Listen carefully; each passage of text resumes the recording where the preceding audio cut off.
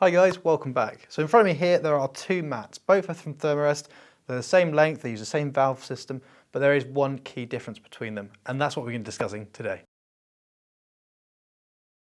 So like I said, in front of me are two thermarest mats that have a big difference, and that difference is that one is a self-inflating mat and one is not. And although that seems like the end of the video, that's all I've got to tell you, there's actually a lot more to it, and there's a lot of differences between these mats because of those two factors. And that's something we're going to look at today. So what we're going to do is we're going to start with a self-inflating mat, which is this one here. Pop that one on the floor for a second. So in front of me here we have the thermarest ProLite Apex. This is actually the mat I use personally when I go wild camping. It's a really awesome mat. This mat is a self-inflating mat, and what that means is when you open the valve, the air is drawn into the mat and it inflates to a certain extent on its own. With a lot of these mats, you do still need to top them up to get them to a certain thermness, especially if you like a really therm mat. But it will start the process off for you. So you can undo this, chuck it in your tent, and it will draw air in. The way the mat does that is that inside here is foam, so foam padding. When you roll it up nice and tight, you obviously compress said foam. And when you close that valve, it stays like that, all rolled up in its bag. When you then undo the valve and allow air to flow into it, the foam begins to expand, which draws more air into the mat. And eventually, once that foam reaches its original shape, the mat will be inflated. Like I said, you do sometimes need to use your pump sack, and a pump sack is a sack that you fill with air and you use that to force air into the bag. It avoids you using your mouth. It also avoids putting moisture vapor into your mat, especially in cold environments. But we'll do a video. We've got a video about that, sorry, and I'll put that just up here for you. I've just said that this mat basically inflates itself, so you might be asking, why would I go for anything else?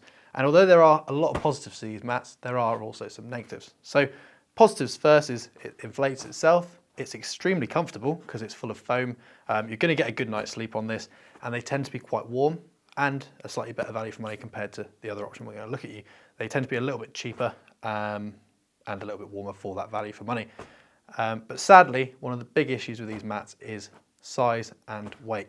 So I'm just going to grab the mat down here. We've got one all packed up. In my hand here is the ProLite Apex. So ProLite Apex weighs 620 grams and it's got an R value of 3.8. So it's a nice warm mat. It's in this country, probably going to be looking at 3 to 4 seasons, 4 seasons with a good sleeping bag.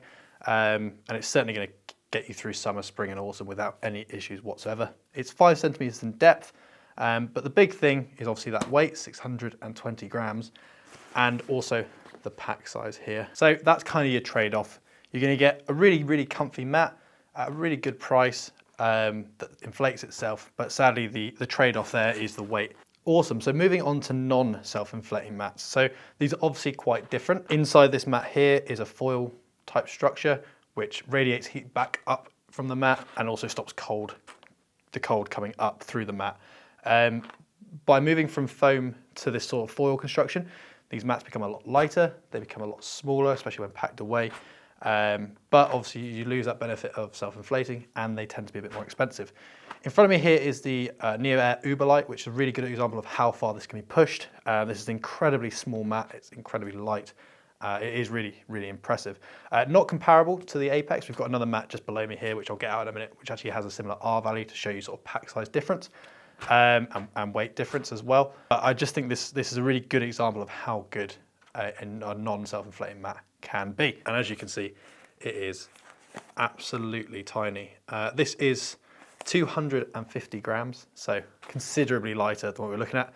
But the R value is considerably less. It's a 2.3, so you're looking more to 2 to 3 seasons, 3 seasons with a good sleeping bag. But you can't argue with the difference in size. If I grab the ProLite Apex up here, it is a noticeable difference even within the box, which is obviously adding a little bit of size to it as well. So the big perk of going for a non-self-inflating mat is that size and weight. Obviously, there's a bit more effort being put into putting this up. You have to stand there with that pump sack and inflate that mat yourself, whereas you could kind of throw this guy into your tent, go and cook your meal, and by the time you get back, it'll have done most of the hard work for you, and you'll just need to top it up. It's worth noting that self-inflating mats are best stored inflated, because that means the foam is fully lofted. If they're left compressed for a long period of time, they're not going to self-inflate as well, and it's often a mistake a lot of people find is they've stored it compressed like this, which is the logical thing to do. It's a much smaller thing to store, but sadly when they go out into the moors, they tend to inflate it the same way as these because it won't self-inflate. So just a little thing there for you. So in front of me here, we have two mats that are slightly more comparable. Obviously over on this side we have the thermarest ProLite Apex, which we've just discussed. It's our self-inflating mat. And across here we have a non-self-inflating mat, which is a little bit closer in terms of R value compared to what we were looking at with the UberLite, which is our Neo Air Xlite. So obviously the first thing is, even boxed up, this is noticeably smaller than our ProLite Apex. There you go. In terms of the actual specifics of the two mats, the specs, just to remind you of the thermarest ProLite Apex, 620 grams, and it's an R value of 3.8. So a really nice warm mat, and also it's not mentally heavy. It is, you know, obviously going to be heavier than some of the options we've got here, but it's not excessive amounts of weight. Moving across to our non-self-inflating mat, again, the Xlite, we are looking at 360 grams, so we've almost halved our weight, and 4.2 on that R value. So we've actually got some extra warmth and lost some weight, which is a real perk. Obviously it doesn't self-inflate, so that's sort of the drawback, and your self-inflating mats tend to be a little bit more comfortable.